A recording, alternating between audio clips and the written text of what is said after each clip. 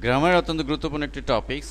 Voice চেঞ্জের shortcut tips নিয়ে আমি আলোচনা করব। মূলত আপনারা জানেন যে ভয়েস চেঞ্জ অত্যন্ত গুরুত্বপূর্ণ এবং কমন একটি বিষয়, যেগুলো একজন জেনারেল স্টুডেন্ট থেকে শুরু করে যারা কম্পিটিটিভ এক্সাম দিবেন সবার জন্যই এটি কাজে লাগে।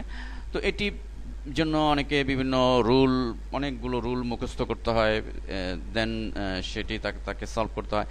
তো এখানে আমরা আসলে ওই রুলগুলো নিয়ে বিস্তারিত কোনো আলোচনা আসছি না, কারণ এই রুলগুলো আমাদের ওয়েবসাইটে দেওয়া রয়েছে এবং আমাদের প্রকাশিত বইতেও রয়েছে। আমরা আসলে শর্টকাট টিপস, মূলত আমি শর্টকাট টিপসের বিষয়টি আমি এখানে দেখাতে যাচ্ছি, যার মাধ্যমে আপনার অনেকগুলো রুল আসলে এই শর্টকাট টিপসটি যদি আপনি ফলো করেন বা মুখস্থ করে ফেলতে পারেন, জাস্ট অনেক গুরুত্বপূর্ণ বিষয় আপনি আয়ত্ত করতে পারবেন আশা করি। তো প্রথমেই এর বেসিক বিষয়টি নিয়ে একটু ডিসকাস না করলেই নয়, কারণ অনেক বিজ্ঞানার আছে যারা ভয়েস চেঞ্জের ডেফিনেশনটাই জানেন না। তাদের জন্য অ্যাক্টিভ ভয়েস বলতে আমরা কি বুঝি? যে সেন্টেন্সে সাবজেক্ট নিজে সক্রিয় হয়ে ভার্বের কাজ সম্পন্ন করে তাকে অ্যাক্টিভ ভয়েস বলে, এবং প্যাসিভ ভয়েসে সাবজেক্ট যখন নিজে সক্রিয়ভাবে কাজ করে না বরং পরোক্ষভাবে অবজেক্টের কাজটি তার উপর বর্তায়, সেই সেন্টেন্সের সাবজেক্ট প্যাসিভ ভয়েস হয়। এক্সাম্পলে যদি আমরা লক্ষ্য করি যে হি বট এ মোবাইল, তো এখানে লক্ষ্য করুন যে এখানে কিন্তু ভার্ব হচ্ছে বট, তাহলে এখানে সাবজেক্ট হলো হি। তো এখানে সাবজেক্ট একটি মোবাইল কিনেছে, তো সাবজেক্ট কিন্তু এই ভার্বের কাজটি করতে পারছে বা করতে পারে, সেই জন্য কিন্তু অ্যাক্টিভ ভয়েস। কিন্তু প্যাসিভ ভয়েসে যদি আপনি লক্ষ্য করুন যে mobile was bought by him, তাহলে এখানে মোবাইলটা সাবজেক্ট হয়ে গেছে। তো এখন মোবাইল কি ভার্বের কাজ করতে পারে? অর্থাৎ একটি মোবাইল তো একটা যন্ত্র, সে কি আসলে কিনতে পারে না। তো অর্থাৎ সে কিন্তু ডিরেক্টলি সক্রিয়ভাবে কোনো কাজ করতে পারে না। এই ক্ষেত্রে অর্থাৎ আমাদের যখন প্যাসিভ ভয়েস চেনার বিষয় আসবে, তখন আমাদের এই বিষয়টি মনে রাখতে হবে যে যে আমার যে সাবজেক্টটি রয়েছে সে কি ডিরেক্টলি ভার্বের কাজটি করতে পারছে কিনা। যদি না করতে পারে তবে সেটি প্যাসিভ ভয়েস। তো এখন শর্টকাট টিপসে চলে আসি। তো এটি হচ্ছে মূল স্ট্রাকচারটি, আগে আমরা অনেকেই জানি। তারপরও সাবজেক্টের সাথে বি ভার্ব বসবে প্লাস V3 ভার্বের past participle form plus by plus object. এখন অ্যাক্টিভ ভয়েস থাকলে যদি V1 হয় অর্থাৎ ভার্বের প্রেজেন্ট ফর্ম V1 দিয়ে বোঝানো হচ্ছে, V2 হচ্ছে ভার্বের past form, verb I N G, verb 3 and modal auxiliary. এখন অ্যাক্টিভে V1 ভার্বের প্রেজেন্ট ফর্ম যদি থাকে, তাহলে প্যাসিভ করতে গেলে কি হবে? অ্যামিজার হবে প্লাস V3 অর্থাৎ ভার্বের পাস্ট পার্টিসিপল ফর্ম। V2 যদি হয় ভার্বের পাস্ট ফর্ম, তাহলে ওয়াজার হবে এর সাথে V3 অর্থাৎ ভার্বের পাস্ট পার্টিসিপল। ভার্ব আইএনজি যদি থাকে তাহলে প্যাসিভ করতে গেলে এর সাথে বিং হবে এবং V3 হবে।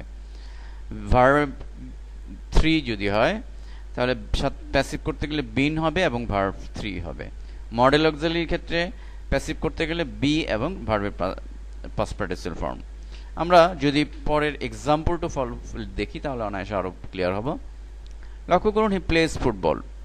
এখানে প্যাসিভ আমরা করতে গেলে আমরা আগের চার্টে দেখিয়েছি যে সাথে অ্যামিজার বা V3 হবে। তাহলে আমরা কি করেছি? ফুটবল এটিকে সাবজেক্ট বানিয়ে ফেলেছি ফুটবল, এবং এরপরে আমি অ্যামিজার বলেছিলাম, তাহলে এখানে সাবজেক্ট অনুযায়ী ইজ হয়েছে এবং ভার্বের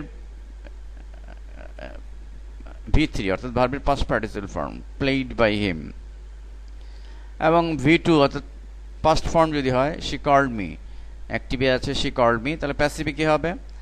আমাদের চার্টে কি ছিল যে ওয়াজ ওয়্যার এবং V3 হবে। তাহলে কি হয়েছে?